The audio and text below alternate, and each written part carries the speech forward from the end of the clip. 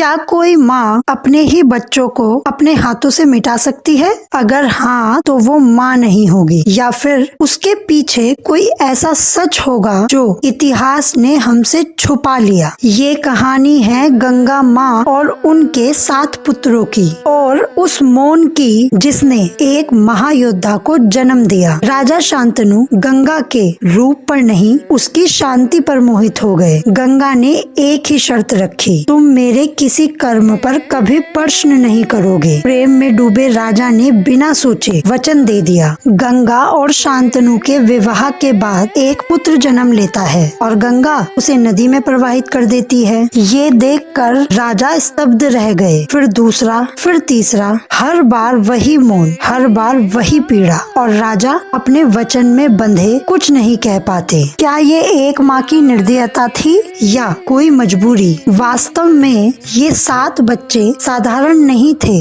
वे थे वसु, जो एक शाप के कारण धरती पर जन्म लेने को बाध्य हुए थे। और गंगा का कर्म उन्हें पीड़ा देने के लिए नहीं, बल्कि उस शाप से मुक्त करने के लिए था। जब 8वां पुत्र जन्मा और गंगा उसे भी नदी की ओर ले जाने लगी, तब राजा शांतनु ने सवाल किया और वचन टूट गया। तभी गंगा ने सत्य बताया, यह बालक देवव्रत, जिसे तुम बाद में भीष्म के नाम से जानोगे, इसे धरती पर रहना था, यही नियति थी। और इस तरह गंगा ने कभी खुद को साफ नहीं किया, न दुनिया के सामने और न इतिहास के सामने। वो जानती थी सच समय से पहले बोला जाए तो उसे पाप कहा जाता है। और इस तरह महाभारत की सबसे बड़ी त्रासदी युद्ध नहीं थी, वो थी चुप्पी। तो देखा आपने, हर मौन पवित्र नहीं होता। कुछ मौन शब्दों से ऊपर होकर युगों की दिशा बदल देते हैं। आप क्या सोचते हैं? क्या गंगा माँ दोषी थी या नियति की वाहक? वीडियो पसंद आए तो लाइक, शेयर, सब्सक्राइब करें।